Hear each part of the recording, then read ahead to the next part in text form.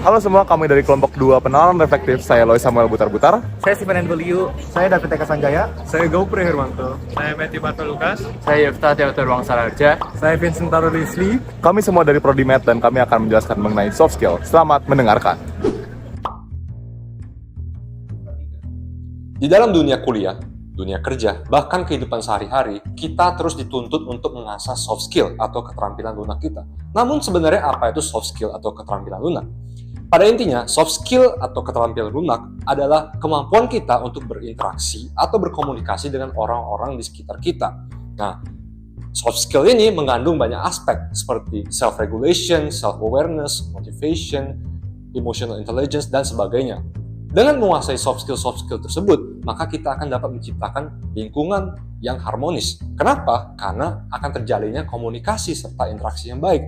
Di dalam dunia kerja, ini sangatlah signifikan. Karena dengan menguasai soft skill tersebut, maka pada akhirnya kita dapat meningkatkan produktivitas kita, meningkatkan tingkat kepuasan kerja kita karena adanya terbangun lingkungan yang harmonis tersebut. Nah, seperti yang dibilang oleh Gopre sebelumnya, emotional intelligence dibagi menjadi 5 menurut Daniel Goleman. Yang pertama, ada self-awareness, yang kedua, ada self-regulation, yang ketiga, ada empati, yang keempat, motivation, dan yang terakhir adalah social skills. Nah, self-awareness sendiri merupakan kemampuan individu memahami diri sendirinya, mulai dari perasaan, emosi, cara adaptasi dengan lingkungan, dan lain sebagainya. Dengan memahami kemampuan diri sendiri, individu tersebut dapat lebih mudah mengembangkan dirinya. Self-regulation merupakan kemampuan seorang individu untuk mempertahankan komitmen terhadap suatu tujuan dalam periode tertentu. Nah, dalam self-regulation sendiri terdapat beberapa aspek penting, seperti mengontrol fisik, emosi, mental, dan juga sosial. Yang semuanya itu penting untuk mengetahui bagaimana keadaan emosi diri kita sendiri. Motivation atau motivasi merupakan suatu dorongan yang ada pada diri seorang individu yang menyebabkan individu tersebut melakukan aktivitas atau kegiatan dalam rangka mencapai suatu tujuan tertentu.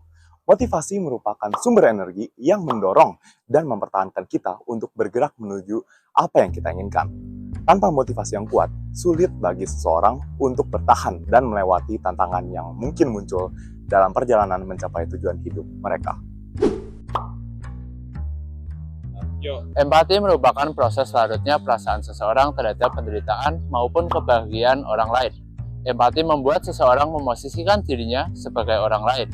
Perasaan empati juga bisa muncul dalam diri seseorang, meski ia belum pernah mengalami peristiwa yang dialami orang lain. Empati bukanlah suatu bakat, melainkan keterampilan yang bisa dipelajari dan dikembangkan demi menjaga hubungan yang harmonis. Social skills adalah keterampilan yang digunakan untuk berinteraksi dan berkomunikasi dengan orang lain dalam kehidupan sehari-hari.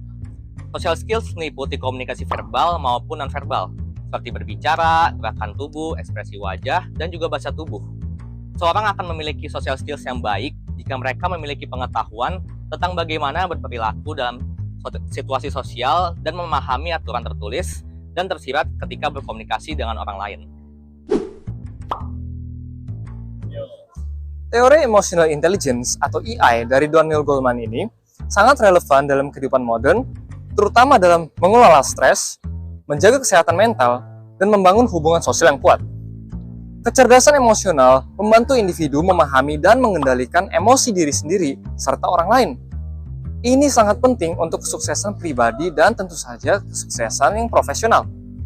Di dunia masa kini, yang tentu saja penuh tekanan dan perubahan yang sangat cepat, kemampuan ini menjadi kunci untuk tetap dapat mengikuti arus globalisasi tanpa harus terpengaruh dengan dampak buruknya.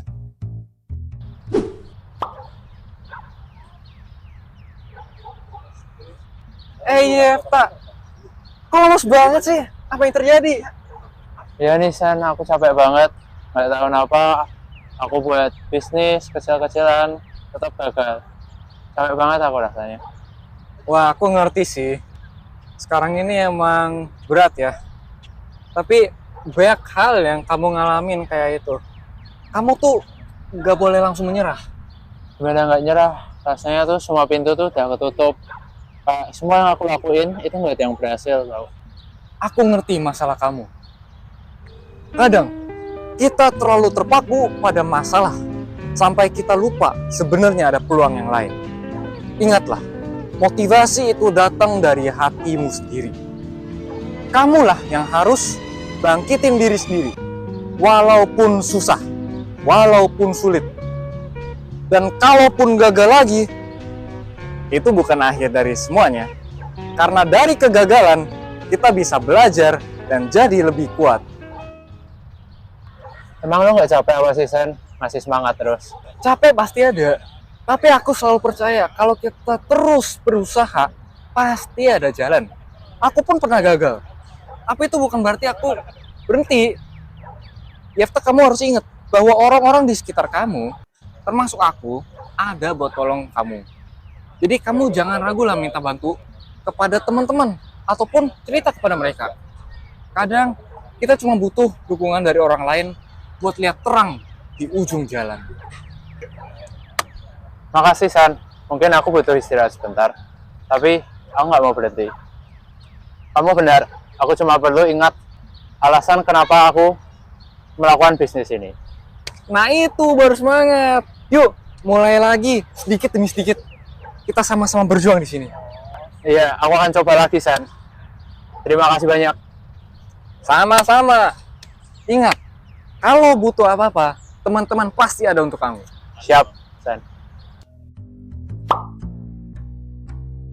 Melalui roleplay yang telah kita saksikan, kita dapat lihat bagaimana motivasi berperan penting sebagai pendorong kita dalam kehidupan kita sehari-hari. Dengan adanya motivasi, kita akan lebih maksimal dalam melakukan tanggung jawab serta aktivitas sehari-hari. Selain itu, dengan menguasai soft skill lain seperti emotional intelligence, hal tersebut akan berdampak baik terhadap kehidupan sosial kita. Maka daripada itu, marilah kita bersama-sama untuk terus mengembangkan soft skill kita. Sampai jumpa dan terima kasih.